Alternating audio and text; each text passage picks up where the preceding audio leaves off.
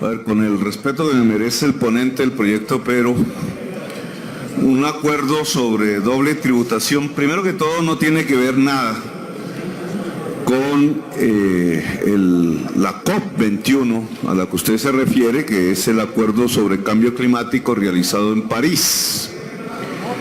El hecho de que se haya realizado en París no significa que tenga que ver realmente con la tributación francesa. Esa reunión la organiza las Naciones Unidas, por eso se llama COP, Conferencia de las Partes. Y tiene que ver esa COP, ese acuerdo que hizo Colombia con reducir no sus emisiones actuales, lamentablemente, sino con la proyección de crecimiento de las emisiones de Colombia, que disminuyen un 20%, es diferente. La prensa lo ha manipulado de una forma completamente falsa, en el sentido de que no es una reducción de emisiones respecto al nivel actual, sino respecto a la proyección de crecimiento de emisiones. Es decir, el crecimiento disminuye en un 20%, pero no es el tema.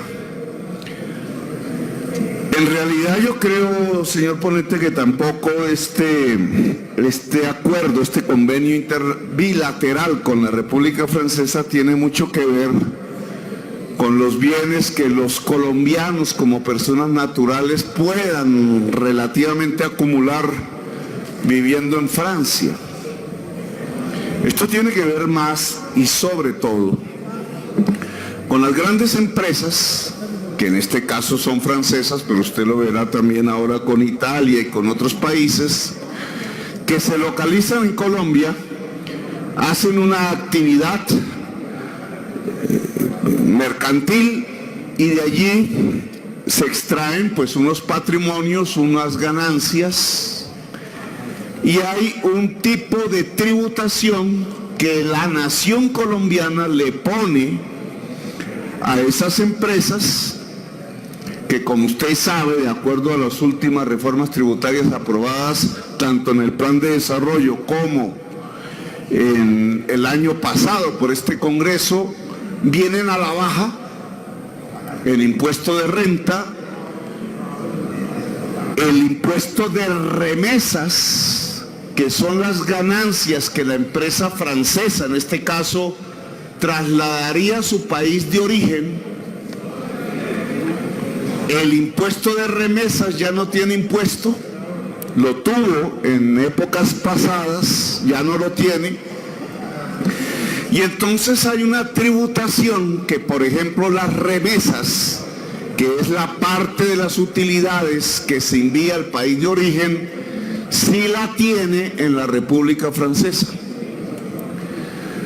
Hay doble tributación cuando a las remesas que vienen de las utilidades se le pone un impuesto en Colombia y un impuesto similar, independientemente de su volumen, en Francia.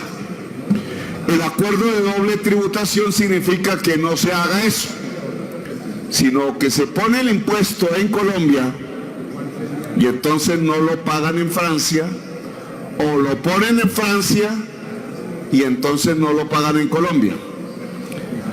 Ese es el acuerdo de doble tributación, tiene que ver más con grandes capitales, para ponerlo en términos concretos. ¿Cuál es el problema que estoy viendo y que de pronto usted me puede ayudar a solucionar, dado que es el ponente?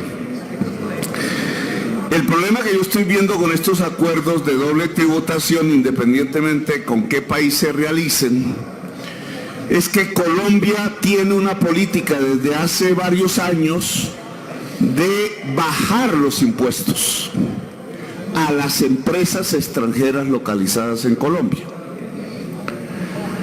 El impuesto típico que se ha reducido casi a cero es el de remesas, precisamente el de una parte de la utilidad cuando se reenvía a su país de origen de la empresa que hace su operación en Colombia. Las actividades fundamentales no son las de una industria transformativa, son las de la extracción de carbón, petróleo y minerales, que es donde se ha concentrado la inversión extranjera en las últimas décadas en Colombia. Estamos hablando de remesas, de la renta de extraer petróleo, de extraer carbón o de extraer otros minerales. Ahí donde está el fuerte de la inversión extranjera directa en Colombia. Nosotros estamos bajando sus impuestos. De hecho, parte del debate sobre el Plan Nacional de Desarrollo actual, aquí en esta plenaria, tuvo que ver, y algunos ponentes tuvieron que intentar demostrar cómo no se reducía casi al mínimo las regalías que se tenían que pagar por carbón cuando las explotaciones, las exportaciones son de más de 3 millones de toneladas al año. Prácticamente se han reducido a 4 o 5% las regalías. Las regalías no son un impuesto. Las regalías es lo que la nación toma por ser la dueña del subsuelo. Es su parte, pero se redujo a un promedio del 5-4% del total del volumen exportado. Así sucedió con el impuesto de renta, que ya es sobre las utilidades en general de esa empresa. Lo hizo la reforma tributaria pasada.